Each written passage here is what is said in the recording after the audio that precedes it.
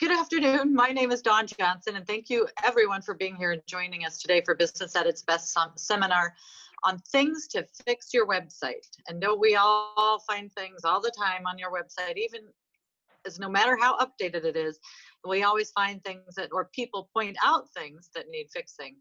It's being presented today by CrowdSouth. And I'm very excited that everyone's here on the webinar today. We have a great crowd. So I am going to let you know some of the housekeeping rules. Today's session is being recorded, so please keep your mics on mute for the duration of the presentation. If you have questions, those can be submitted via the chat window. And you can see an example that Erin just submitted. We will have a Q&A portion of the at the conclusion of this presentation, where we will read your questions and submissions for our presenters to answer.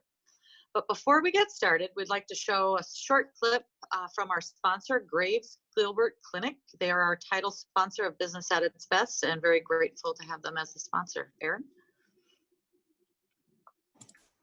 Awesome. Well, here at the chamber, sound good for you?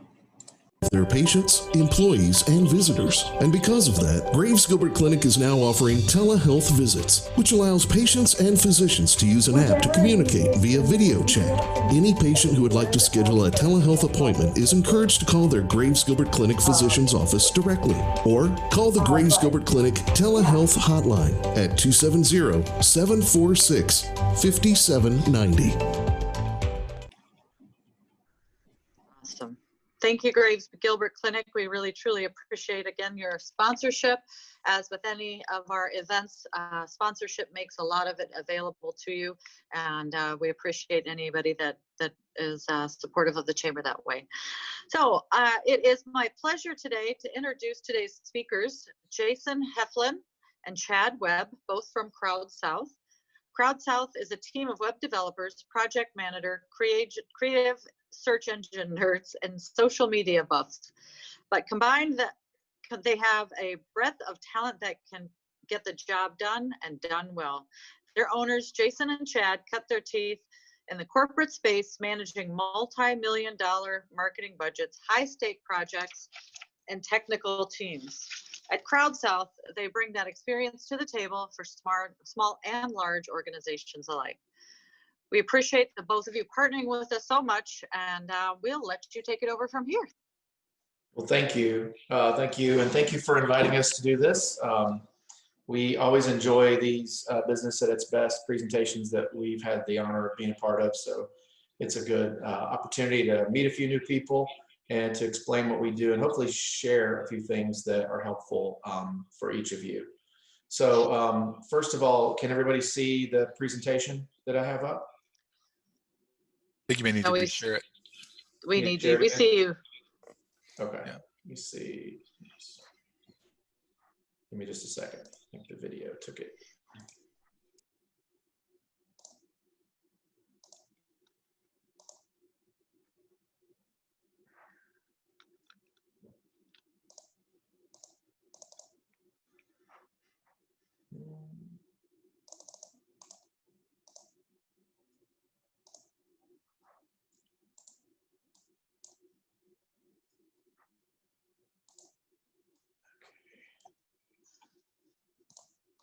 There we go.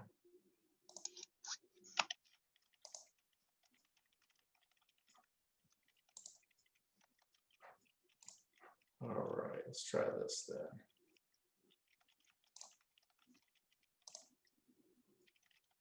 Can everyone see that? Perfect. Now we see you.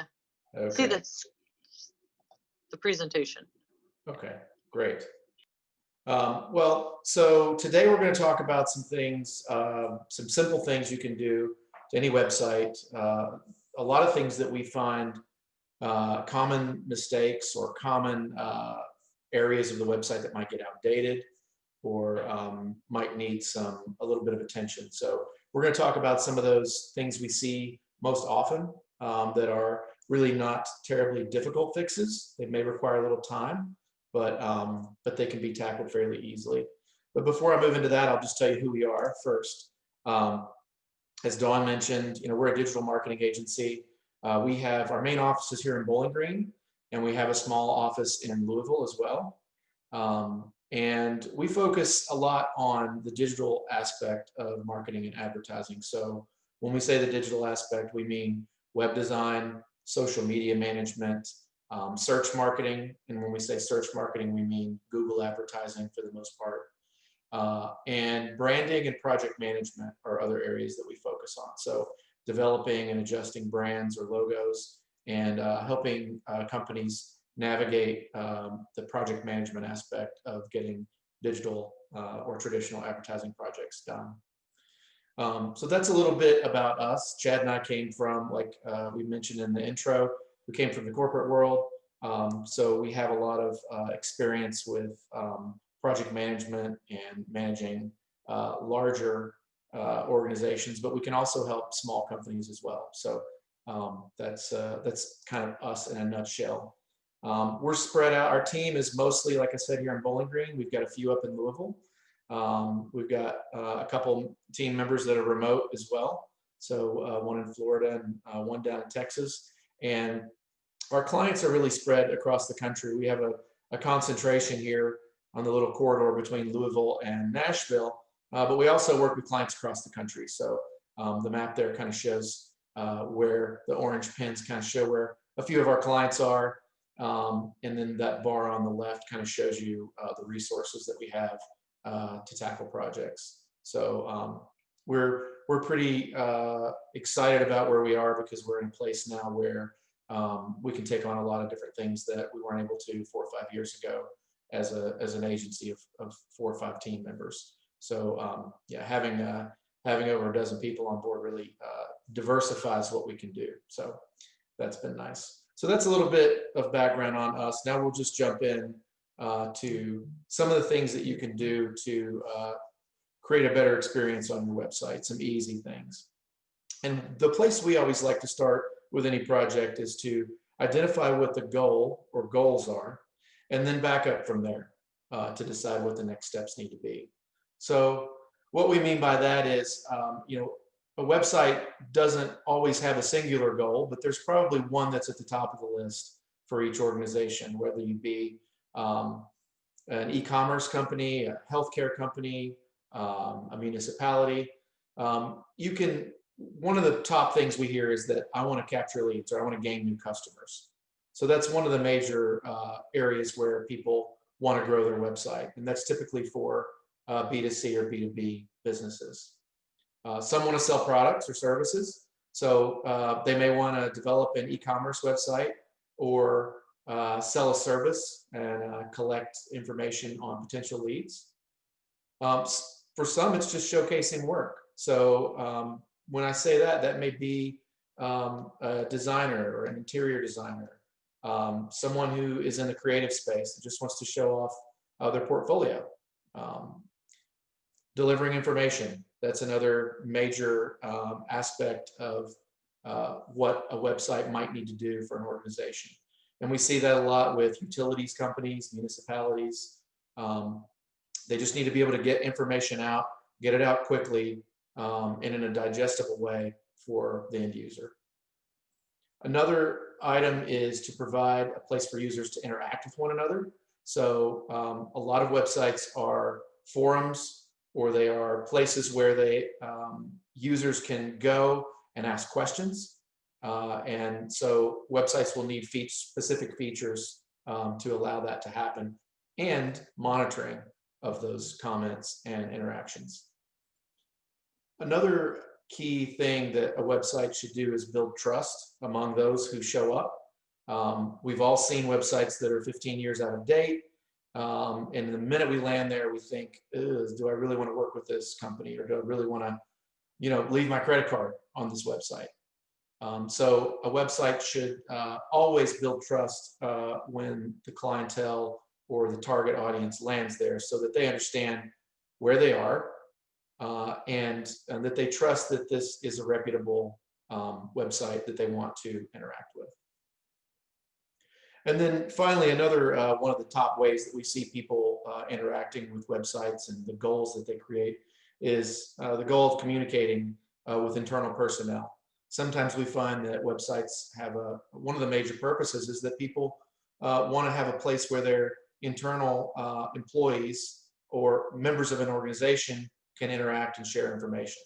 And so you want to make that as easy as possible for them so that they come back and use the website as a tool.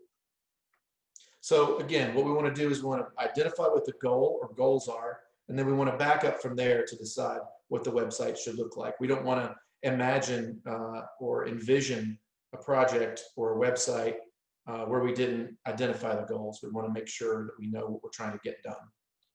So that's the first step. Here's where we're going to start with the 5 things, and some of these are easy. Some of these are very simple, quick fixes. 5 things you can do to update your website today. And I'll go through the first few, or Chad will go through the first few, and then I'll do the last few. Cool, thanks, Jason. The first item is at a security level, and I think that goes back to what Jason said, which was the developing trust with your customers and your clients and your end users. One thing that's important for that is what's called an SSL, or a security certificate. And what that does is, you'll notice the picture on the right there. For many years, ever since I feel like websites were first put in place from a more general level where people were using them daily. HTTP was fine, but now they've started, and when I say they, I mean companies like Google have started giving preferential treatment to companies that have HTTPS, and even the Chrome Google browser will sometimes throw an error if you don't have the HTTPS on there and it's just HTTP.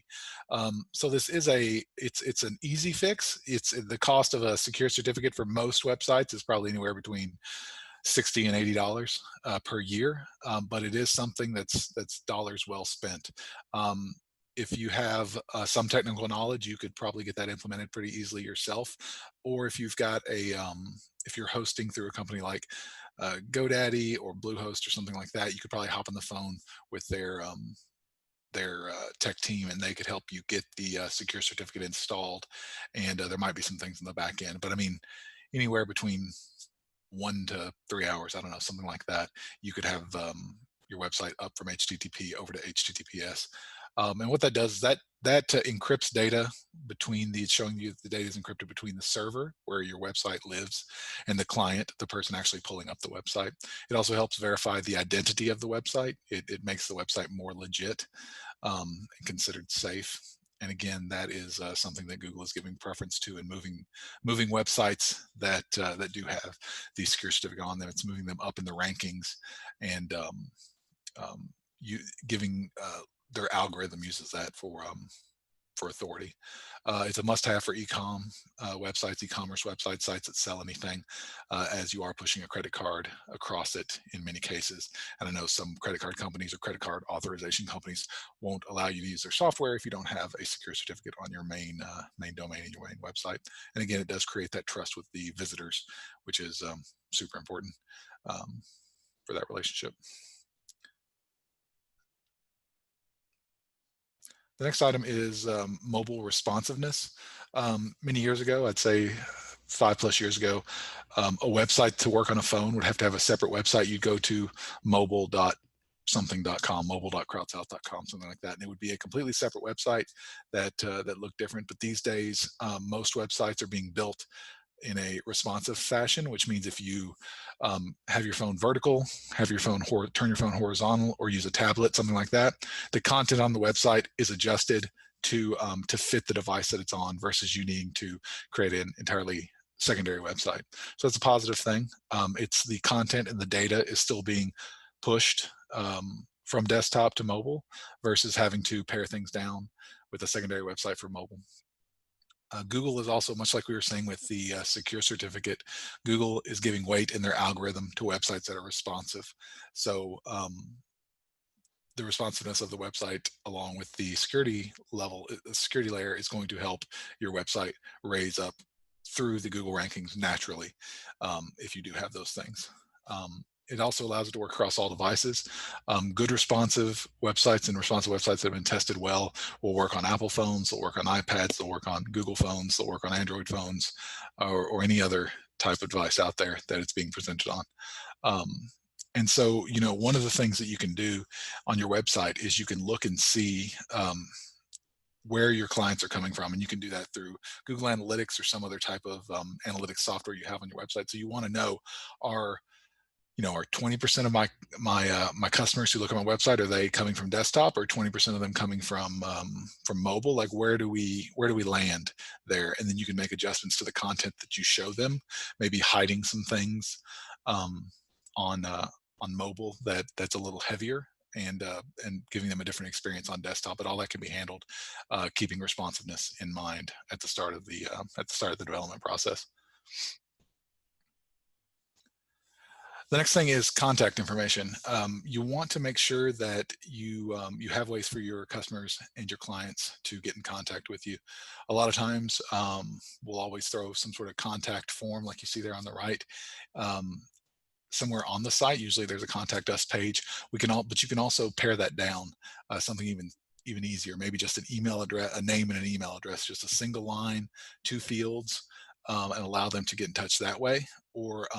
Or if you do go with the contact us page, have multiple fields, just so that they can reach out to you and get the information to you that they're interested in, that you need to make a good decision when you do contact them back. Get that stuff in the form correctly. But that's just one way. The contact form is one way. People like to interact differently.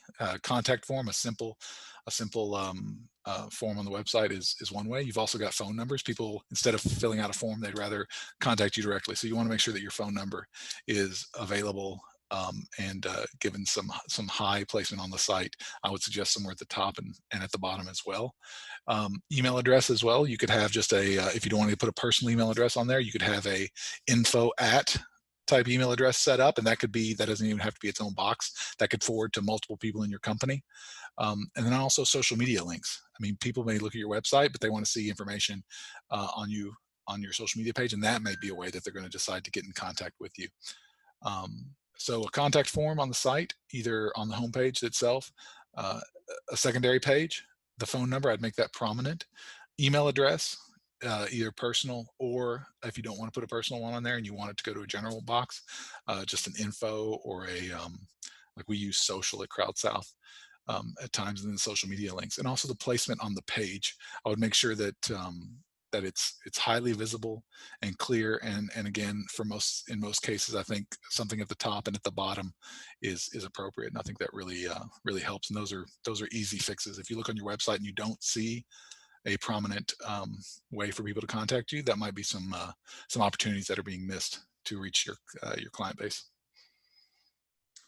I'll add to what all that great stuff Chad said, and to say that, as we all know, attention spans are quite short these days. So the more ways that you give people to contact you, and the quicker they can find that, the better. We have, you'd be surprised how many times we take on a website and there is either no way to contact the owners of the website, or it's buried on an internal page or in the footer of the website, and not easily accessible. So sometimes you have those things. It's just a matter of moving them somewhere more visible, more accessible.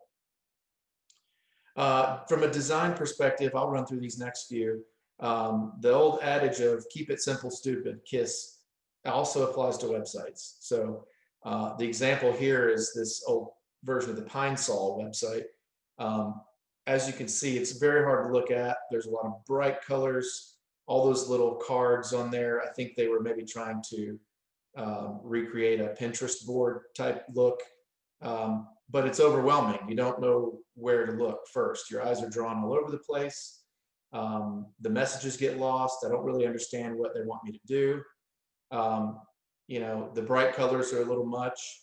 So, from a design perspective, we always advise to keep it very simple, focus on images, tell your story through images and video as much as you can, and keep your navigation simple. Put a contact form up like we just spoke about. Have some really quick ways to interact. And then, like Chad said, put some social media icons on there. These are simple things you can do to then drive them to a platform where you are continually updating information. So don't think that every single piece of information or news has to go on the website. The website's more of a place for people to research you and do deeper dives on your organization. So having the information there is great, but then also driving them to other channels where they like to interact or where they prefer to interact. So keeping in mind just simplicity, white space, those are great things to have on a website to allow people's eyes to go to what you really want them to look at. And then content, from a content perspective, here's an example from JCPenney that shows kind of what not to do again. This site was designed more like a coupon clipper and less like a website. One of the things you really want to try to do is reduce the amount of text on your homepage, because nobody reads. They don't want to read deep content. They want to get the information they need, use it, and leave. We will find that on a lot of websites, people will be there for less than 1 minute. So that's how much time you have to get your message across.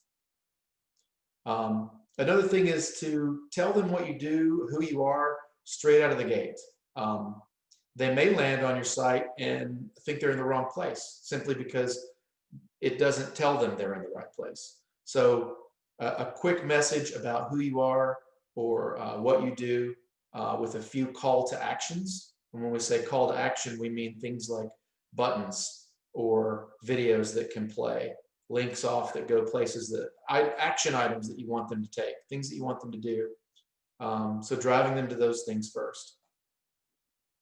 And then, like I said earlier, using images and video to tell a story is a great way to do it. It's engaging. It means the user doesn't have to use their keyboard or their mouse or their phone. They just tap something and it starts to, someone else explains it for them. And then you can really control the message and the focus of what is being, the content that's being delivered to the user. So video, really high quality photos, and then video. And if you can't afford video production, high quality video production is good, it's available, it's very effective.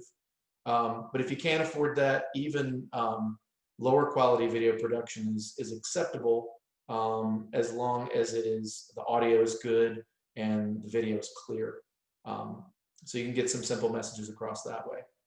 And we even recommend that a lot for social media. And then finally, watch out for colors that are difficult to read. You know, you may have people who are visually impaired. As we all know, as you age, your eyes don't keep up. So, you know, we want to make sure that we're not using too many reverse colors, black backgrounds with white in the front. That's good. It pops off if you're trying to get someone to look in a specific place. But doing the whole website that way can really be distracting or hard on the eyes. Really harsh colors like these reds, or even in the previous example with pine sol, those bright greens can really overly draw the eyes to places that you don't necessarily want them to go.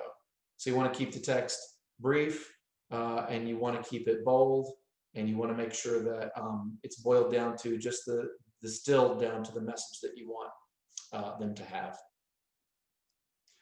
So those are the 5 things, the 5 tips that we had for today. And all of those things could really be accomplished in a matter of hours. These aren't big projects. These aren't day-long or week-long projects that you would have to tackle.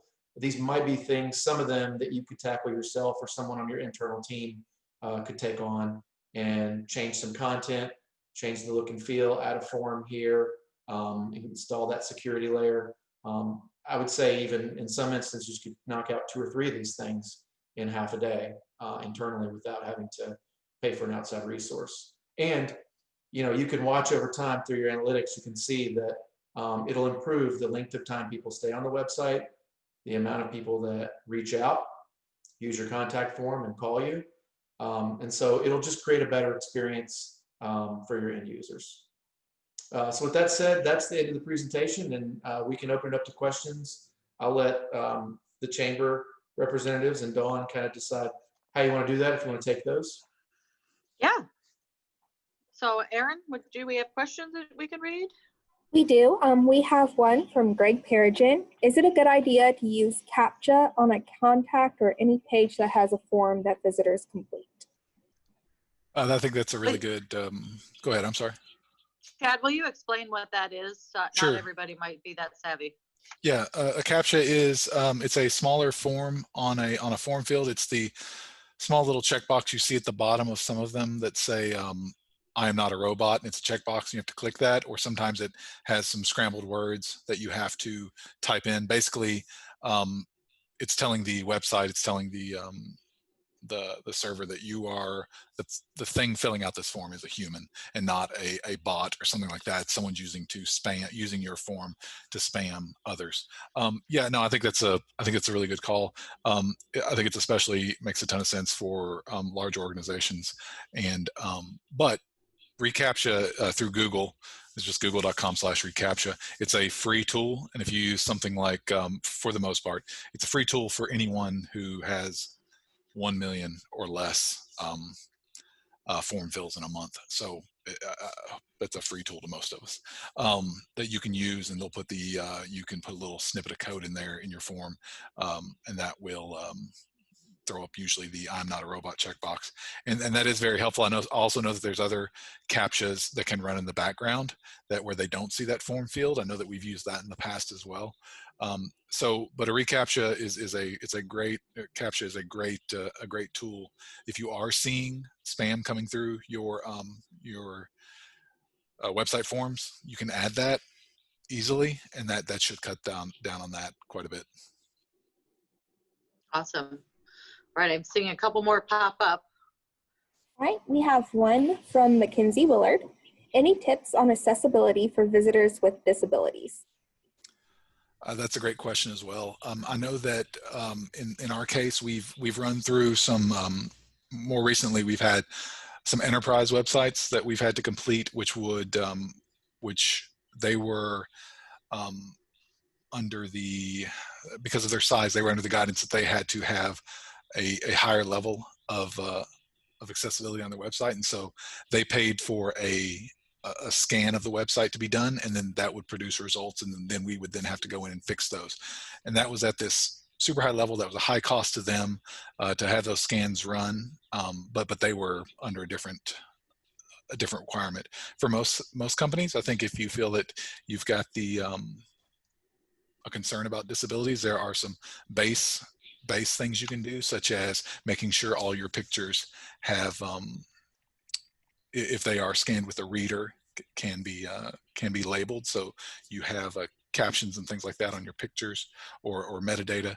And then but there's also plugins you can use, especially if you're using a WordPress website. There are plugins you can use that help, that float at the bottom, that will allow you to increase font size and things like that. I think it's something to definitely keep in mind, and I think it is something to read up on as you create your website, and try to go and understand the best practices about what is needed there in case it is scanned by a visually impaired person with the reader and things like that.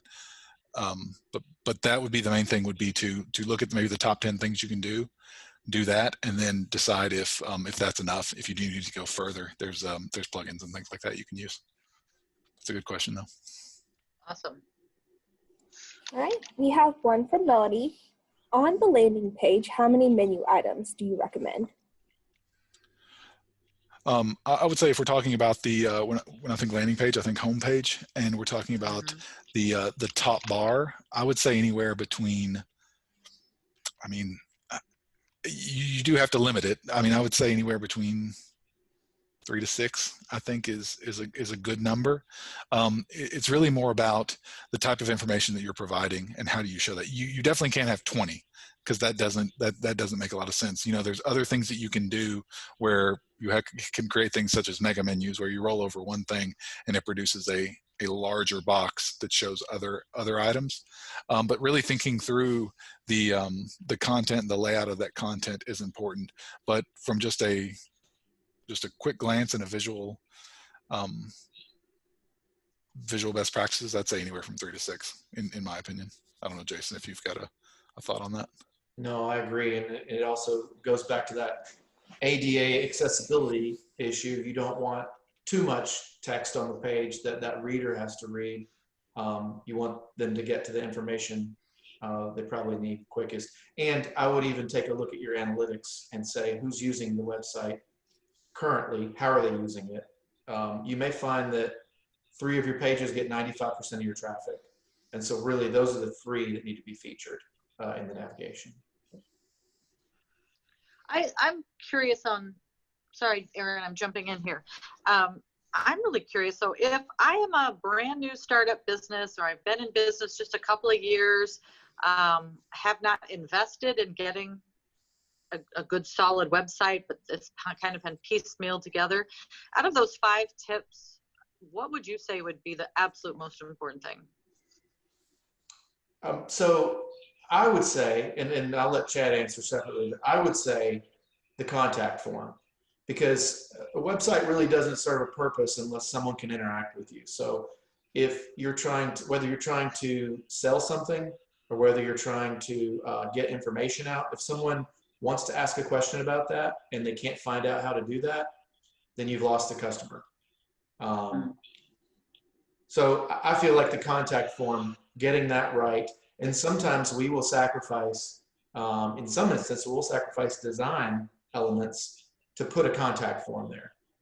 We will make it a little less pretty to make sure that it's functional, that it works for the client. So that's my answer, Chad. I don't know if you have a different one. I mean, I think the 2 things, because again, at the end of the day, it's the contact form is important, but it's also important to be found by Google.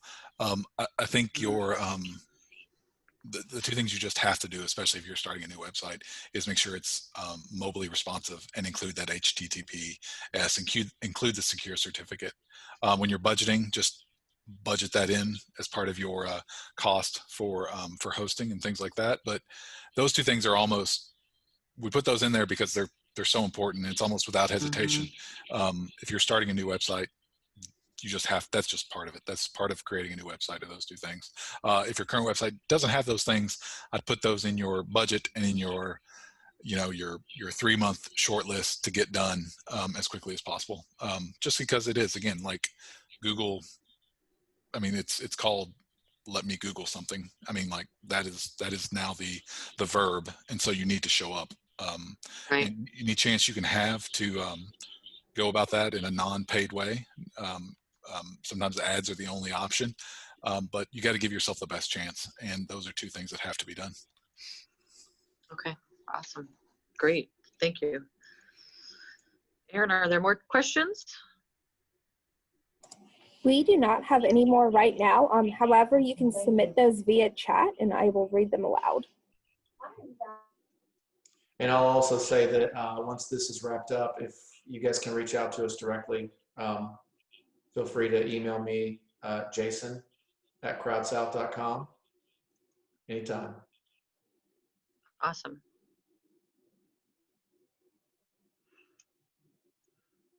All right, well, I'm not seeing any more questions. Any last comments, Jason or Chad? No, I just want to say thank you to the Chamber. We really always appreciate, like I said, we always appreciate these opportunities, and it's been fun. Yes. Awesome. Yeah. Well, we have Thank you really so much. appreciated you both. Yeah, I'm sorry, I interrupted you, Chad. Yeah, it's really, really helpful to have tools like this and have people like you that are available to answer questions and be able to be part of our business at its best. So thank you very much. And again, this was recorded and it will be accessible through our partnership login portal. So if you want to rewatch it, you can log into there, and anytime you have questions, please let us know. Again, Chad and Jason are making themselves available. So thank you very much. And for the rest of you, all of you have a great day, and appreciate everything you do. We're actually going to hand it over to Lauren really quickly. We have a few upcoming events that we would love to let you guys know about.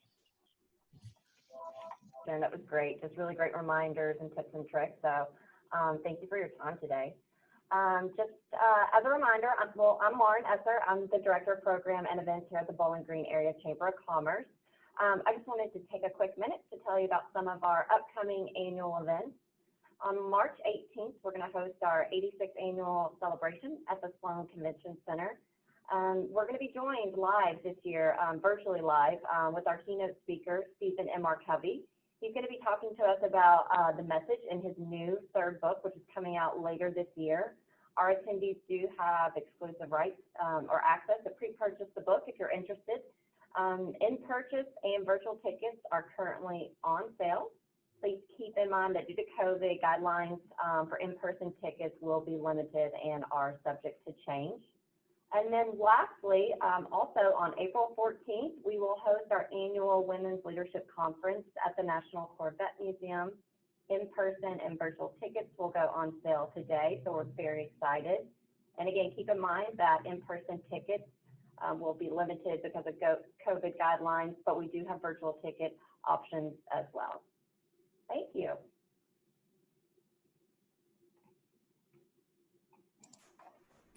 Thank you, Lauren, Awesome. and thank you, guys.